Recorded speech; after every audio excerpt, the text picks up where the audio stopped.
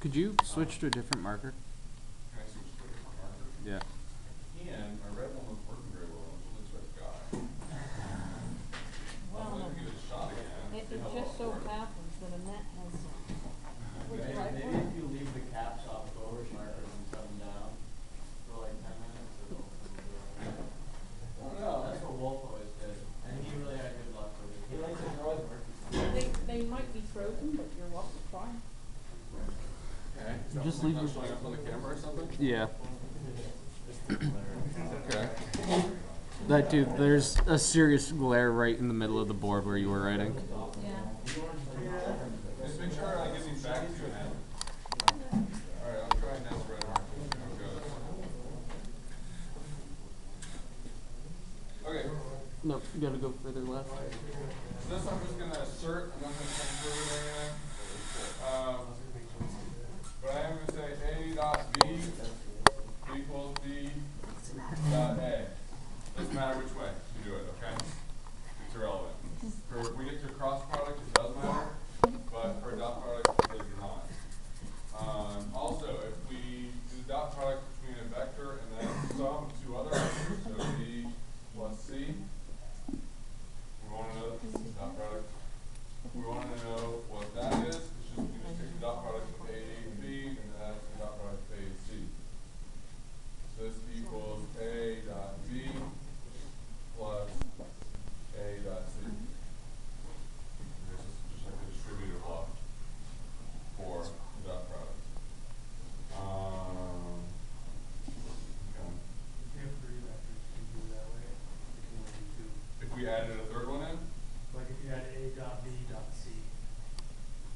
A dot B dot C, you'd have to do them, well, you couldn't really do that because A dot B would give you a scalar.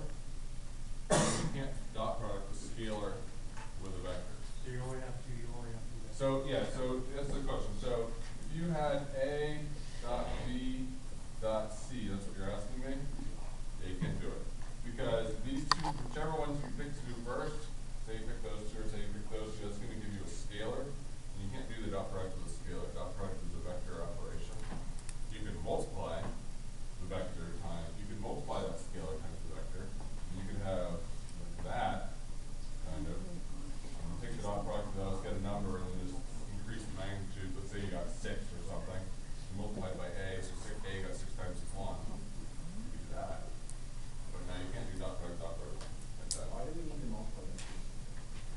I can get to it. I really will. Sure. I can have a practice off too. We've actually already done it in 2021. Back with my scalar problem. That was essentially, I didn't describe it as a dot product, but that's what we were doing. Okay. And I know you all love the scalar problem, so. Actually, the other day I saw a person who worked there riding the seal down. Yeah, that's an oddball exception. That's not the normal deal. Well, Sugarloaf Alright. Slip was running backwards the other day. What's that? Sugarloaf Slip was running backwards. People were like jumping off. It was Like like 5 people got sent to the hospital. yeah, it was, Alright. So it turns out, Alex, we're gonna get the fan right now. So you're in luck. So, thank you, Annette, for your fine high quality markers. Okay, so a practical example. We say that work, which is energy, equals the dot product of force and displacement. Okay, so if we were to have just, I don't know, 100 Newton weight, and we lifted that guy 10 meters, lifted straight up, thing weighs 100 newtons, just respect for gravity. If we lifted it 10 meters, what would I do to figure out how much energy that took to do that? That's multiplying. Yeah, multiply. 10 meters times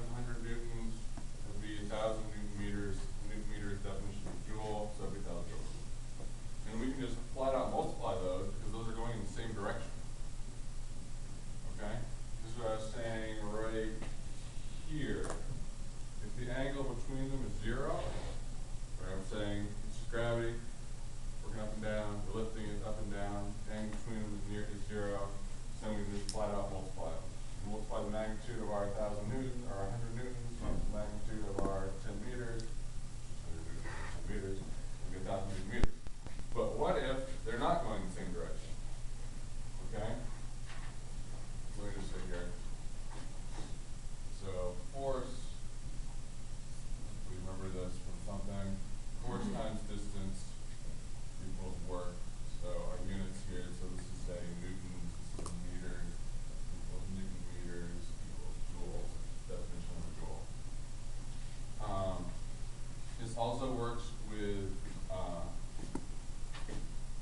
velocity. You can say power equals, I'm going to write this out this way, F dot V equals the dot product of the force and the velocity. So here, work equals F dot, say it's P for the displacement, I guess. That would work. That's not me. Oh, you're right. Sorry. I got Newton meters. Thank you.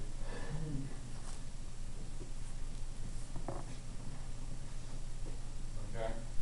And so this is power. And we're just going from work to power. All power is work divided by time. So we take the derivative of our position vector to get velocity. Or maybe we were just given velocity to begin with. And so that's power. So this is watts, which is Newton meters per second. And this all works in English units too. It's just that I don't like English units as much as they're a pain to deal with slugs and weird stuff. Which unit are you on? What's that? Which unit are you on? Yeah, got it. So I'm just gonna stick to SI for the moment. So an example. Say we have, this is pretty much, I'm just going to read the steal it problem, more or less. We have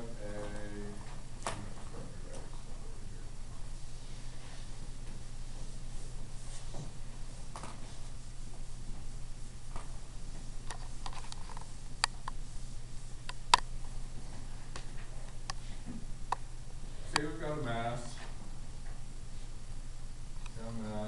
Right here, 1,000 kilograms, which she is. And we're going to send the center of gravity of this mass going up that way, and it's going to be 30 degrees above the horizontal. And we're going to say that it's going to be going, this is our vector V here, and it's going to have a magnitude of V equals 5 meters per second. So you can see how this is done with the scalar problem at this point, I trust.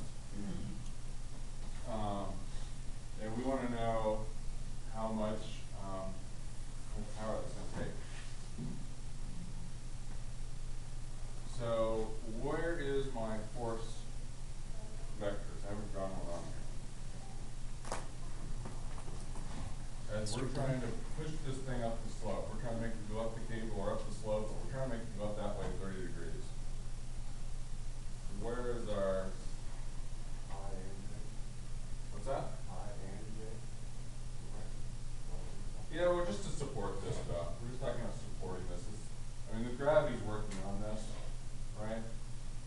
Is it on the ground or is it like in the air? It's going on a frictionless slope, let's say. Just on normal force in the Yeah, we don't have to break it out. I mean, yes, that's how we've done it before. But I'm saying, what is the force on this thing? Gravity? Well, it's the mass times the acceleration of gravity. So we've got gravity. We've got gravity. Force due to gravity. Okay? And so what's that force going to be? Yeah. And so the magnitude of that is going to be m times g. So it's going to be 1,000 kilograms times 9.81 meters per second squared. So it's 9,810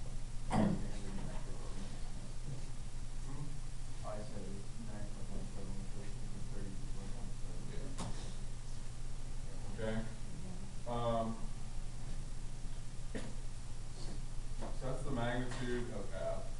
So back to my question, sort of which way are we having to push on this thing if we want it to go up? 30-degree angle. Okay, let's just say it's at a frictionless slope. So yes, if we just push, see what I'm trying to get away from is yes, if we break the force into components, normal and tangent, the way Isaac brought up, and that's kind of what you're saying too, then what we're going to get is a tangential force going this way. It's in the same direction as F. And we're just going to multiply them together. Right? And that will be the correct answer. That's kind of how we did the field problem for most of you who were in that class. But we can also do it without initially breaking it into those components. This is sort of, we're trying to get doing this with the dot product. You end up doing the same stuff, you're still going to break the vector into components. We're going to do it as a vector. And so what it is to move it up. So right now, what's confusing about this is the gravity is going down. And so natural things say, okay, our force is right here, and that's our force vector, and we're going to dot product that with our velocity vector here, and there we go. But the thing is, if you're pushing down on this, it's hardly going to go that way. It's hardly, if you're pushing down on this mass, it's not really going to go up the slope. Right? You're going to have to push on it that way. So our force vector F is going this way. It's going up. And so what we want to know is how much, same way that I was saying before, how much of this vector is in the direction of that guy. Same as we were doing before. I talked about the definition of what a dot product is. Okay? So we're going to do the sine of 30 degrees times the No, it's still going to be the cosine. cosine. Okay. It's the cosine. It's the cosine of the angle between them.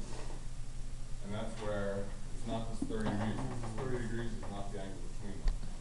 We're going to do the Okay? opposite. So we could draw it like, let me redraw it. Normally we draw okay, so we vectors got tail 90 to of tail. them. So we've got this. This is our, let's say this is our mass here. Okay?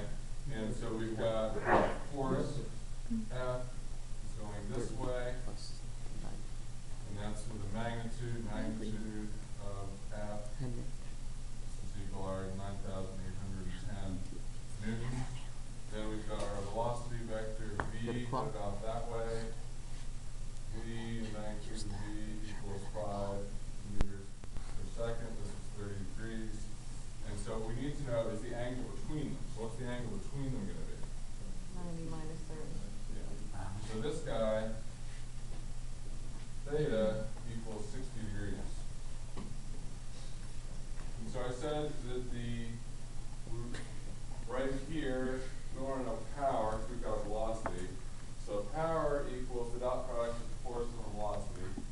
So we've got our force, we've got our velocity. We want to take the dot product of them. So I have F dot V equals magnitude of F times the magnitude of V times cosine of the angle between them. So at this point we know all of these things. So I can put these in. So I have F dot V equals the 9,810 newtons multiplied by the 5 meters per second times cosine of 60 degrees. And this is half value of this guy, 25. And so that equals, I'm rounding a little bit here, 24,500. This is Newton meters per second, which equals watts.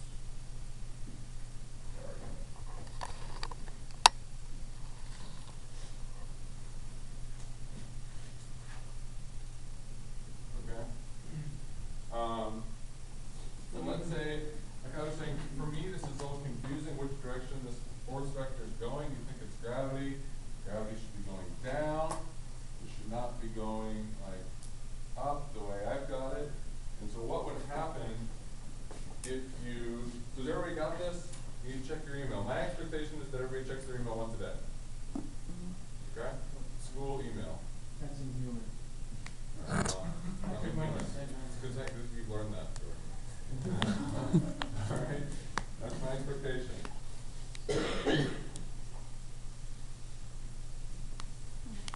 Okay, so let's say we did this we screwed up the direction of the force. So the same exact thing as before.